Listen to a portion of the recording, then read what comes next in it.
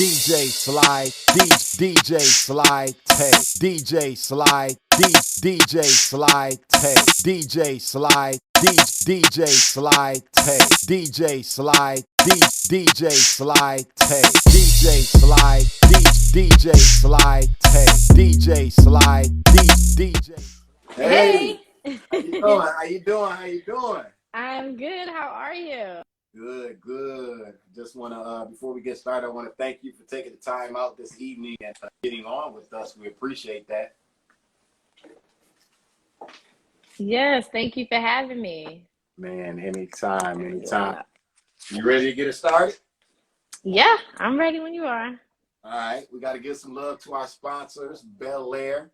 I need everybody to head to their favorite liquor store, pick up your favorite bottle of Bel Air, and also make sure that you drink responsibly. Very important that you do that.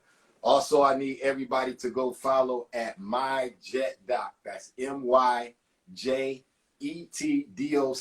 It's a virtual urgent care app connecting users with licensed medical professionals instantly, no waiting room, and no insurance, and you can save up to 85% off of RX. Very important that you do that. Right now, the 2021 Convo live and direct with my girl, Eureka Rose. How you doing? Good, good. Good, good, man.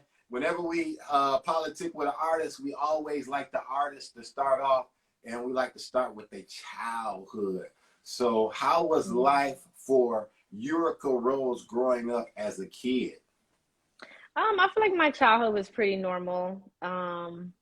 A lot of it makes sense now that I sing, because I was always one of those kids at the family barbecues. I wanted to put on a performance.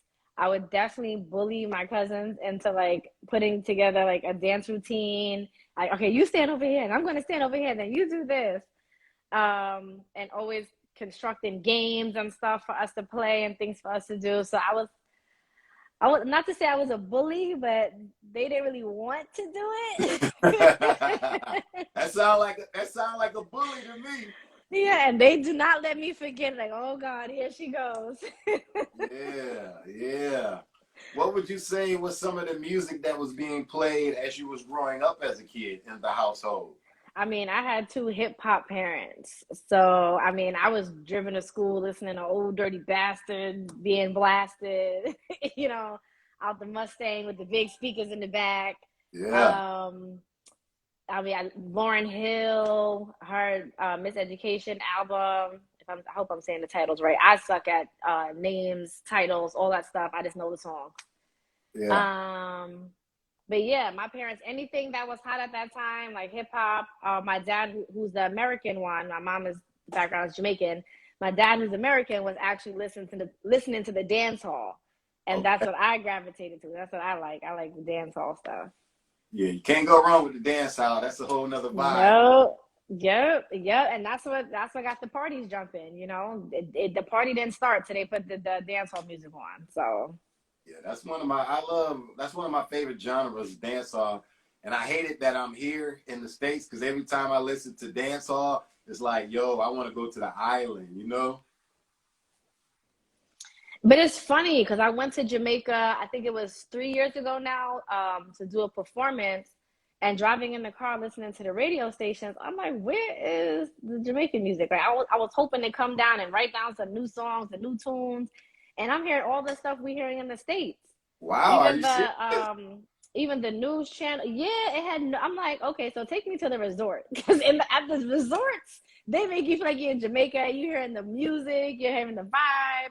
I was actually staying in Kingston in like a hotel that had nothing, no resort affiliation, and I didn't feel like I was really in Jamaica. I said, wow, this certain parts remind me of Brooklyn, certain parts remind me of Queens. It was kind of crazy. Yeah, wow, that's kind of crazy. Last time you're exactly right. I mean, the last time I was out in Jamaica, I went to Montego Bay, and the hotel, that's all they played was island. Yeah, see, it's different. I'm like, heck, I should have stayed at a resort because I could have felt like I was in Jamaica. They would have made sure they was playing the Jamaican music. Yeah, No, I was hearing top 40 that's playing here. I was like, I don't want to hear this. I know all these songs already. yeah. You want to hear something different. Yeah, yeah. So What that first was got you into interesting. music? Um, Honestly, it was a mistake. My mom heard me singing over the phone with a friend, and she didn't know it was me. She called me into the room like, "Oh, who's the little girl that's singing on TV?" And I was like, "That was me, Mom." And she was like, "No way, that sing for me right now." So I re-sang the song that I was singing, and she was like, "Oh my God, I didn't know you could sing."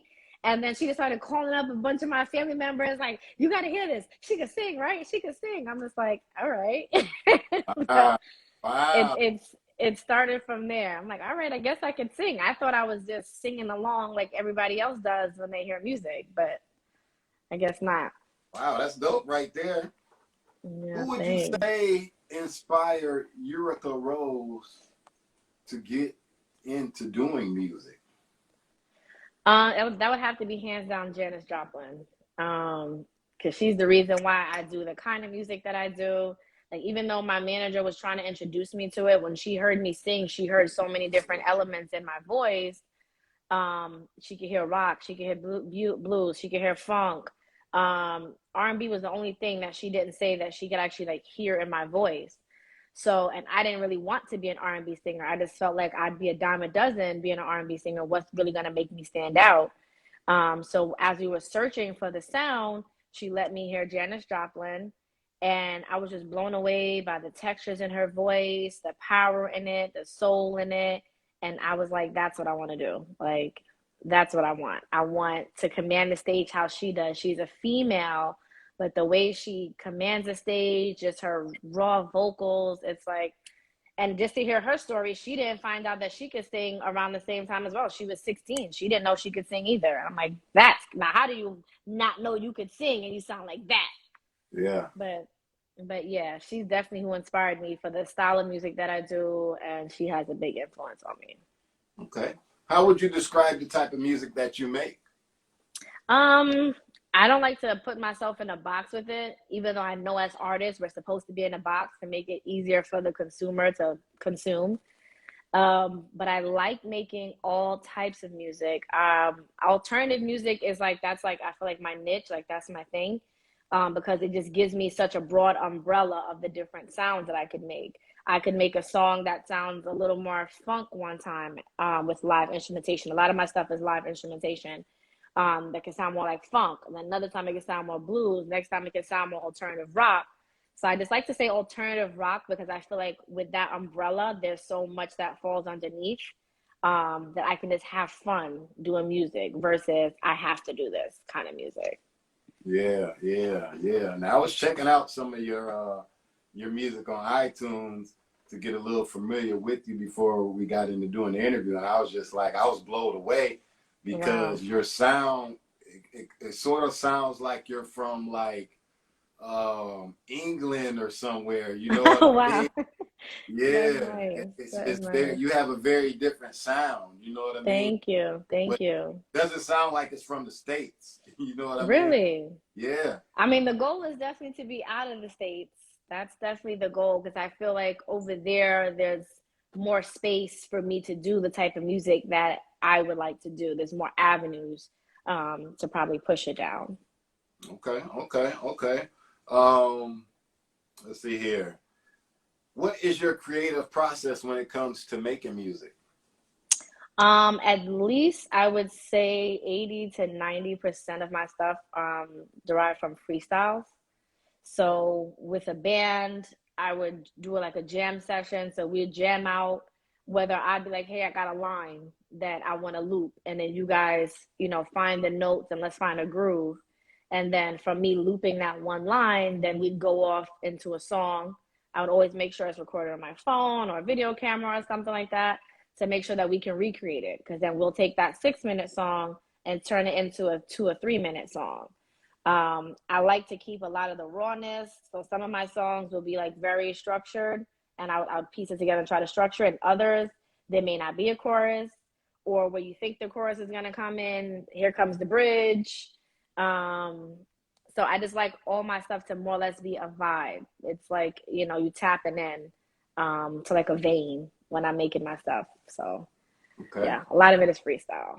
Okay. Now I asked Chris when he sent me over your photo for the flyer, and I noticed you had a guitar. You know what I mean? So I was like, Yeah. Chris, does she play any musical instruments? And he was like, well, I don't know. And I was like, well, she has a guitar. So that's the Yeah. question that's been on my mind. Do you play any Yes. musical instruments? I do, and now the more like it's getting asked more and more in interviews, I'm like, all right, I gotta step it up because they're really gonna be expecting me to be like Jimi Hendrix. But I had a guitar teacher and everything a few years back. I haven't really played it much. I would say within the past like almost like 5 years. But I just started picking it back up again a month ago. I'm like, all right, I got to get these calluses back on these fingers. Because now the pressure is on. Like I had an interview when I went down to New York City, and the guy was like, here's a guitar, play it. And I'm just like, okay, first of all, it's very out of tune, and I cannot tune my ears. So you are not about to embarrass me right now. I'm like, all right, I got to pick this guitar back up again. So, but yes, I do play. I do play. I do record a lot of the music myself at home. So I'm familiar with Logic. I'm familiar with Pro Tools. What? You familiar with all that? Yeah. Logic, I'm still very new to. Logic, I recorded my mixtape that you guys can find online. It's called Evil Pussy, Evil Pussy. I recorded all of that at home on Pro Tools, and towards the end, I started playing around with Logic. So I'm not as familiar with Logic, but I can record all my vocals and stuff on Logic. Man, that's amazing because we don't have a lot of females in the industry that can actually record themselves. So, hey, I applaud you on that. Thank you. Whenever you have an idea that comes to you, you don't have to wait to go to the studio anymore. You can just wake up, go into your room, and lay it down. Like exactly. So then at that point, it's just I send over the files, and then they mix and master. And I can make so many songs like that. Like the mixtape, only 11 songs made it there, but I think I created like 30. Because sometimes the ideas hit you, and I'll be at the counter, I'll be on the bed, on the couch, and I'll just record the whole song. Wow, that's dope. That's dope right there. Who would you love to collaborate with? Oh, wow. I mean, there's so many different artists and producers. I know like Missy is one. I love that she's an out of the box thinker. You know, Missy will hop on a track and you won't even know it's Missy until you look at the credits. It's like, oh shoot. It's like, you know, she's an artist that I feel like can constantly reinvent herself. She'll never get old as far as her creativity. Right now, Bruno Mars, I think he's another one that I'm really feeling right now. I like the fact that, you know, he has his image and that's where he's going. He doesn't care who's with it, who's not with it. And he's created his own wave with that. And he's doing a great job at it. Who else? There's so many. Like Pharrell, I would love to do something with Pharrell. He's another one that I think would be out of the box and would get my weird stuff. Jasmine Sullivan, I love that girl. Her textures, I'm all about textures. I love the textures and her voice and stuff. But there's so many artists. I can go on and on. I can go to the dance hall like Popcorn. Like I want to do stuff with him. Vibes. That's my dude. I love Vibes. But yeah, I can go on and on. There's a lot. There's a lot. Well, what would you think that you would be doing now if you were not doing music? Oh, good question. I mean, the only other thing that I'm that experienced in is mortgage processing. I've done mortgage processing for years, so I know mortgage from front to back. Okay, so shit, if I'm trying to get there and get a crib or something, I need to holler at you, Yep. I know front to back. I was in front of a computer data entry at 13, so I'm very versed in the industry. Okay. What would you say is Uricarose's most useless talent if you have one? I can remember stupid stuff that has nothing to do with nothing. I don't know why these facts stick and yesterday don't stick. Yeah. But I don't know. I can't even think of a stupid fact right now. But I'm like, do you know that a worm? It's like, what am I going to do with that information? There's nothing I can do with knowing anything about a worm and how they impregnate, you know. But stupid facts like that, I'll see and hear, and it'll stick with me for years, and I have no use for that in my head. Okay, okay. Who are your top 3 go-to producers that you work with right now? Right now, because like I said, I do a lot of live instrumentation, so I do it per project. So I will have like auditions and let them hear the sound, the kind of genre that we're trying to do, and then we would practice those songs just to get in the groove, and then we would create and then go to the studio. So within like a week or so, we'd create and then go to the studio to lay it down. And that's like a per project thing. So I guess I would be my producer right now. Okay, okay, okay. What does your vibes have to be like when you go into the studio? You know, some people like to light candles. What's your vibes has to be like when you step into that studio? Just nobody piss me off for no reason. Just Oh, everybody be chill. Sometimes I'm already in a zone before I even start recording. So you're talking to me and I'm like in la la land somewhere, not even hearing what you're talking about, because I definitely zone out. Afterwards, definitely zoned out. I can't even drive home half the time because I'm like going through the traffic lights and don't even realize. oh, I'll be running them lights. But baby. yeah, I don't have any preferences.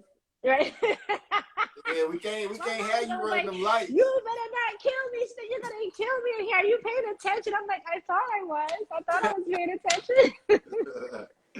Nah, that's dope. How long have you been doing music for? At this point, I think it's almost 15 years. 15 years. And when I started, I could barely sing above a whisper. I definitely wasn't playing guitar. I never thought I would be playing guitar. That's something that came after I found out I could sing. I couldn't write. That's something I found out once I started like freestyling to a guy playing a guitar, and he was like, well, you could write. I was like, really? He was like, you're doing it right now by freestyling. And I was like, oh, okay. So if I can freestyle, that's usually harder for people than writing. So I just have to figure out how to format a song, and then I guess I can write. Yeah. What would you say your pros and cons are when it comes to social media today? I don't like social media. No, you gotta like it because you're I know for work. I know for work, yeah. But if I wasn't an artist, I probably would have one of those little private pages where I'm just snooping around and just watching the news and on the shade room and come off. Because I don't really like, I don't know. Like I'm one of those people and we're all hanging out. I don't have my phone in front of me. Like I'm in the moment. Like, what are we doing? How can we have fun? Like, let's play a game. Let's, whatever. I'm definitely not one of those social media fanatics. Okay, that's I good. do it because it's part of. I do it because it's part of my job. But other than that, it's like, especially Instagram right now. It's just like you're watching a bunch of people post about the lives that they wish they were living. They're not even living those lives, and then you're constantly feeling like you have to add like, oh my gosh, she went on another trip this month. Like, girl, that was 6 years ago. Because you see the girl in person, she looks nothing like that anymore. Okay, it's people posing in front of other people's cars. Like, that ain't his car. He take the bus. Why is he doing that? You know what I'm saying? Like, it's just so fake and it's so annoying. It's so annoying. Like, you scroll through. Definitely is crazy. You find your comedy. But Instagram, it's just, look at all these fake people on here. Look at this. Look at this. So, yeah, social media is crazy. You got a new song out called Voodoo. Yes. Yep. Chris sent it to me. Had a chance to check it out. Tell us about this title. How did you come up with this title? So now Voodoo was like a one-off because I do alternative rock music, but I had an ex that I had broke up with, and I, just kind of cut him off. Hadn't spoken to him in like a week, 2 weeks, and he called me out of nowhere. I don't remember if it was like 12 at night or 3 in those wee hours. And I'm like, what could you be calling me for? I'm like, hello. And he's like, yo, I don't know what you did to me. I can't stop thinking about you, dreaming about you, this about you. You must have put some voodoo on me. And I was like, first of all, I did not put no voodoo on you. Okay, I left you and want nothing to do with you. I wouldn't, and I don't even know how to do voodoo. Nor would I put voodoo on you. So it's kind of funny. And then the next day, I seen a beat online, and the beat was actually named Voodoo. And I was like, oh, that's ironic. Let me click on it. And then it had like a reggae kind of vibe. So I was like, all right. I was like, I can deal with this. And then I just started singing, I got that voodoo, I got that voodoo, I got that voodoo. And then that's kind of how that came along. So yeah. And where can the audience go and get it at? Is it available on all streaming platforms? Everywhere. Yep, they can go on iTunes, Tidal, YouTube, Apple Music, everywhere. And it's Voodoo, Voodoo. And I believe that's how you spell voodoo, right? Because I know that I spell things weird sometimes because I'm just not paying attention. But I believe that's how you spell voodoo. And who produced Voodoo? So basically, it was a YouTube beat that I got, and then I finagled it, and I put another artist on it, and we kind of, co-produced it together to make it a little beefier than what it actually was. Okay.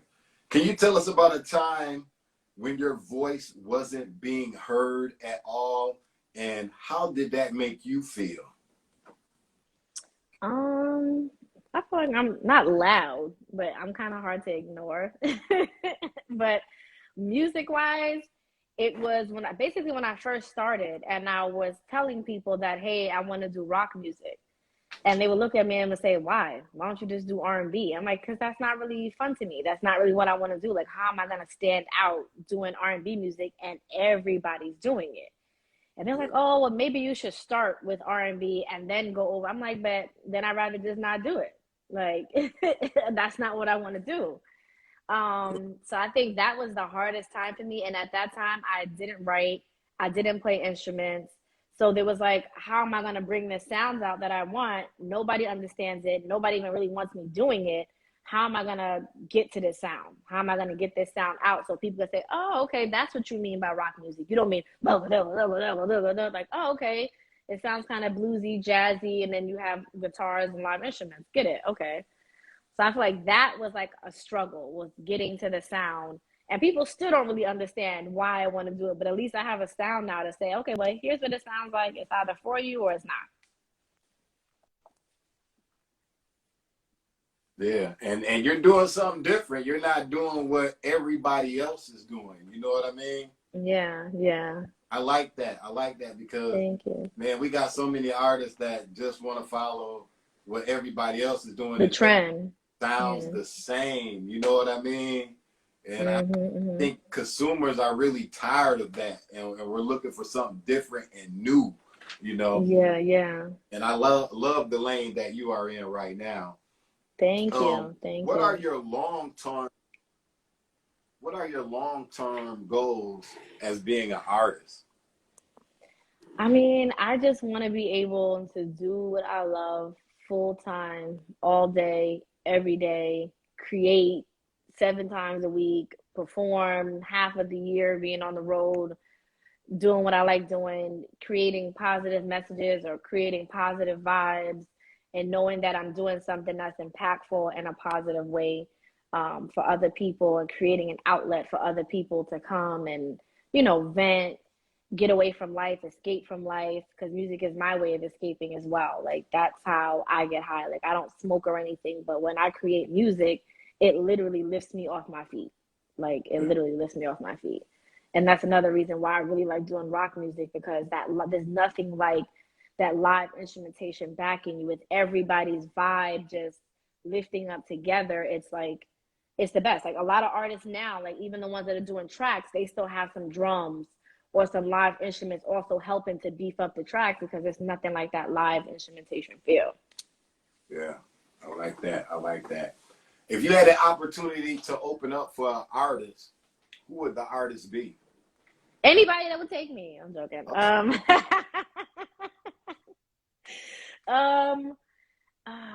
Okay. Bruno Mars. I would do Bruno Mars. I feel like his crowd can kind of vibe out to what it is that I'd be coming with and doing. And they have really open ears. Who's really touring right now? I don't know. Like, who's really touring right now? Like, I would love Ashanti too. I know that they're doing something. They're supposed to be starting a tour, or they already started. It ain't got to be anybody that's touring now. It's who you. Yeah, I'm just trying to think. But anybody that's kind of just in that vein, like even a Lenny Kravitz. I would love to be like Benny. in the same arena. Like, yes, let's do this. You know? Yeah, Benny. Yeah, now Lenny is the man. Lenny is the man. But anybody like, you know, that has sort of like an alternative kind of sound, because I just feel like their audience would understand. Um, and everybody else would catch on later. It's kind of like James Brown when he first came out, people throwing horseshoes at the man because he's up there screaming and howling, ah, and all that. Like, what the hell is wrong with this man? And you know, it's only years later people really gravitated and got it, because now look, he's like almost in every rap sample, his beats, him, you know what I mean? And I feel like a lot of his stuff was made off of a vibe, and he was staying true to himself, because a lot of his stuff was freestyles too. Yeah. Because sometimes he didn't even have a chorus on there. He just like, play this and play it, and just yelling out, and that's part of the daggone song. Because it's just the vibe that, you know, he really created. Yeah. Now this we're in the home of James Brown, Augusta, Georgia. Okay. Dope that you said JB. You gave JB some love. We rock with You that. want to hear something funny? I used to think my grandfather was James Brown growing up. Word. I used to think he was James Brown because he always played James Brown music. And to me, when he was singing, he sounded like James Brown. So I used to dead think that he was like in a secret identity. He didn't want to tell me he was famous or whatever, but I thought he was James Brown until I don't know what age I was. And I saw James Brown on TV for the first time. I'm like, oh, that's not my grandfather. But I thought it was. How do you determine what to change in your music when you're recording? If only if it doesn't feel right. Like, I'm not one of those artists that really care about the notes being wrong, the timing being wrong, because I've heard that I sing on the downbeat, behind the beat. Someone that's more technical than I am told me that that's why I sing like kind of like a jazz singer, because I sing, I think, behind the beat. I don't remember the verbiage, but I definitely don't pay attention to, oh, that note was really off, let me put the note corrector on it. No, don't put the note corrector. That's not what I was going for. I want the note that I sang. If I want to fix it, I can fix it.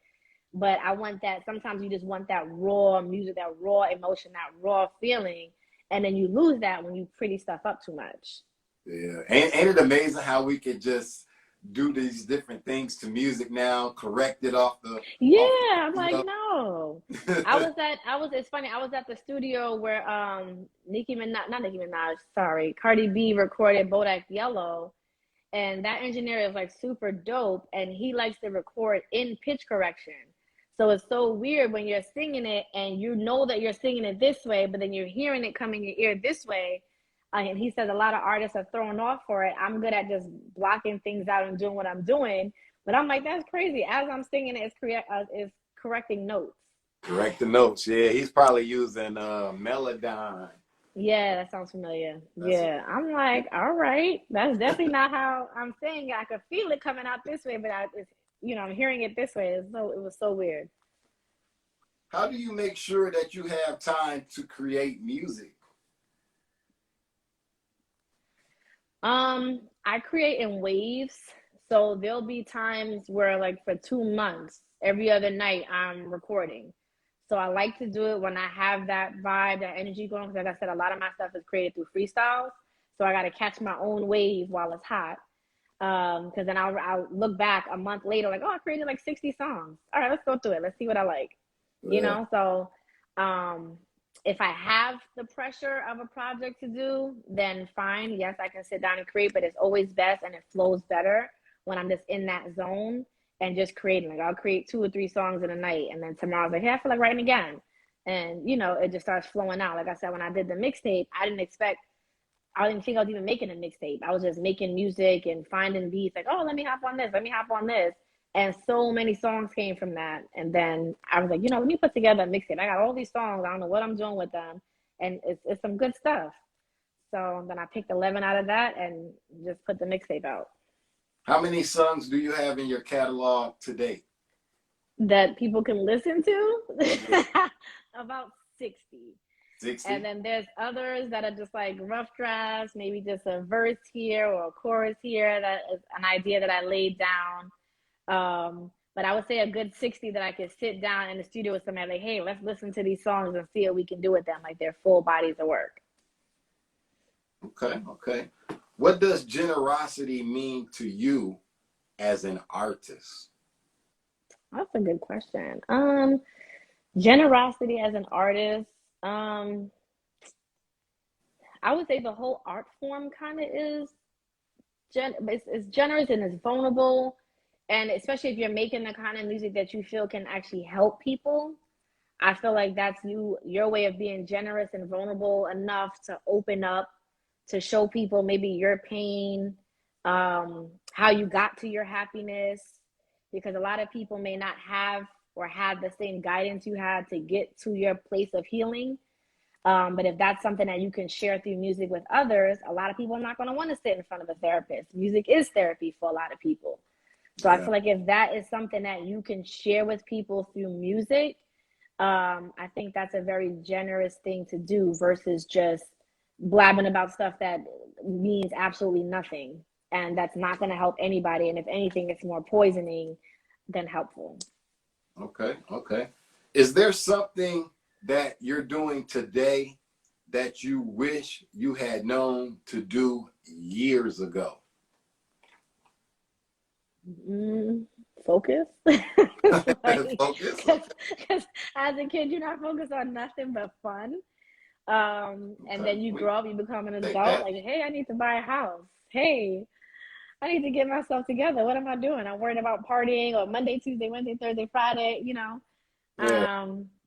I would think that's the main thing, because I feel like for the most part of my life, I was very grounded. I wasn't one of those people focused on being so popular that I had to do stupid stuff that I know I shouldn't be doing. Like I wasn't the friend that was drinking or smoking. I was the responsible driver, driving since I was 16. I was always been the friend that people come to for advice, like sound, honest advice, because whether you like it or not, I'm going to say it. Okay. All right. Right. So I you ain't like holding back, huh? No, not to my friends like that. That kind of hurt my feelings. I'm like, so don't ask me if you don't want the truth. I didn't try to hurt your feelings, but I'm trying to spare you from someone else hurting your feelings. This is what it is, and I'm saying it with love. Yeah. So, you know, just understand. And yeah, I feel like mind-wise, I've always been a sound person, but as far as like ambitious or goals, I was not driven as a kid. I just thought life would figure itself out. Everything would be figured out. Okay. Have you ever said no to an opportunity? Yes. When I was 19, I was presented an opportunity that someone was going to walk in a deal to Sony for me. But the only catch is that I had to re-sing an album that was made for an artist who got pregnant. And of course, the album was R&B. And I was like, it's too early for me to sell out. Like, I'm just now finding my sound. I love it. And then I'm going to sell it out to do something that I totally do not like doing. And then, you know, once I would have a name for myself, once I try to go over to my lane, they're going to look at me as a fraud. Like, rock music. Like, girl, you've been singing ballads and R&B all this time. When did you want to do rock? And I just feel like I would not be being true to myself.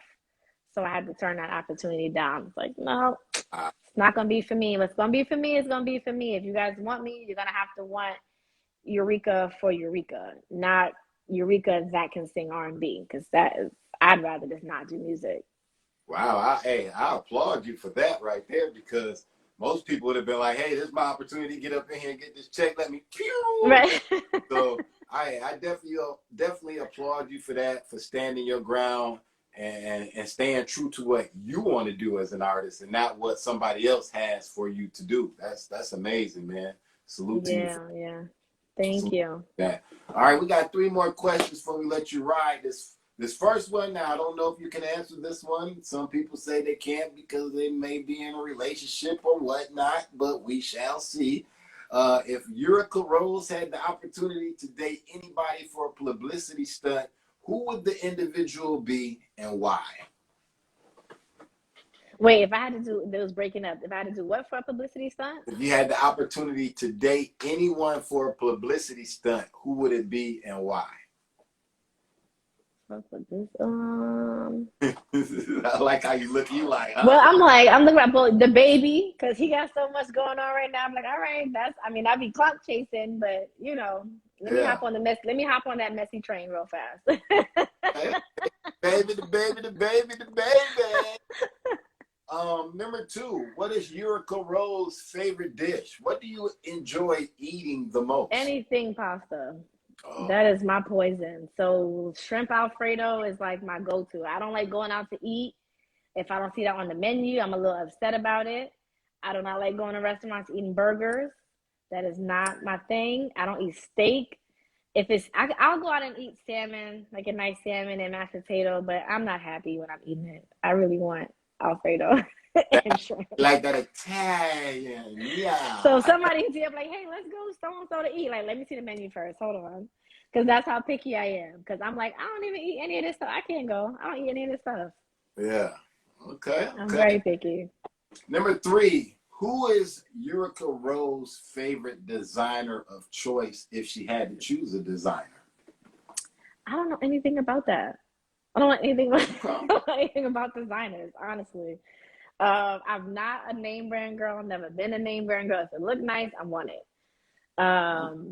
And I'm definitely one of those that will piece it together. Like I have friends that are like, oh girl, she got on the new so and so. So I'm like, I don't know. I have no idea. Hey, I'm that's sim I'm good. simple. I'm simple. I like you. I like you. You simple. I like that. I like that. You gonna be easy to please. You know what I'm See, saying? but females could get away with that because we don't have to have one name brand and look nice. We could put on our little Fashion Nova, whatever, and then put a little name brand shoe on and be killing it. The Yeah. guys, it's like y'all have to be up on that fashion. Like, yo, look at his Jordans, they fake. I'm like, how can you tell? You all the way over there. Yeah. Um, but yeah, so I don't really know much about name brand stuff. Okay. Okay. So you got the single out right now, Hmm. Voodoo.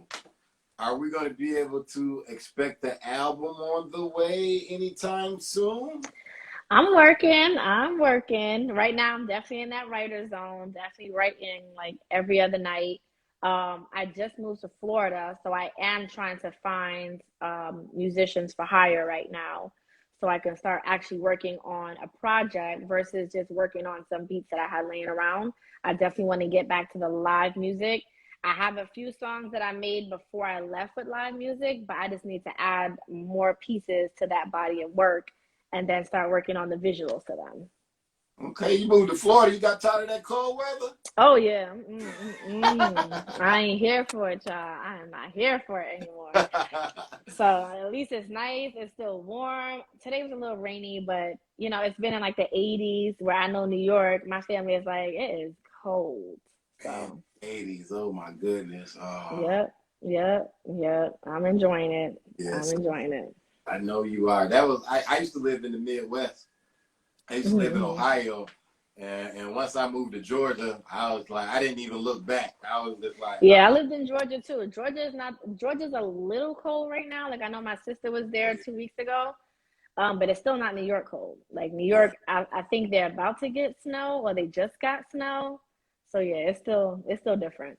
yeah. It's still different in That's Georgia. good. You done made your way to Florida, new Yes, scenery. the So that's sunny gonna state. allow you to be even more creative because you got new things to talk about. You know what I'm saying? So I think that's dope. Is And it a who video isn't about made happy by the sun? yeah, So yeah, I'm gonna yeah. be So working. I'm gonna be working on a video for Voodoo. Like I said, I'm still new to Florida, so it's like I gotta put all these pieces together in a state that I've never lived in. But yes, I am working on visuals for Voodoo too. okay, okay. How can people link up to you if they want to collab with you or anything? They can DM me or email the email mhent 03, so MHENT 03 at Gmail. And send me your stuff. Let's see what you're doing, and I'm open. All right. Go ahead and give everybody out all your social platforms so they can go ahead and follow you. Yep. All right. My Instagram is Urica Rose, Eureka Rose, and everything else is basically that too. YouTube, Facebook, Twitter, everything. Eureka Rose. All right, y'all. We got it pinned down there at the bottom as well. And definitely, man, Uricarose, we appreciate you taking the time out to hop on the Thank you. with us. We are going to take this footage and upload it at a later date on our YouTube channel, which is DJ Sly Tay Podcast Show. And after we do that, I'll send the link over to Chris so that he can get it to you, so that you can go ahead and send it out to all your people as well. And once again, thank you so much, and we wish you mad success in all. Thank you. It's buffering right at the end. It's buffering. So keep staying familiar with us and keep building this relationship. You know, we like to build the relationships with the artists. Yes. All right, man. Yes, we'll do. All right. So thank you again. Right. We appreciate you. All right. Same. Thank you. Peace. Bye-bye. DJ Sly, DJ Sly Tay, DJ Sly, DJ Sly Tay, DJ.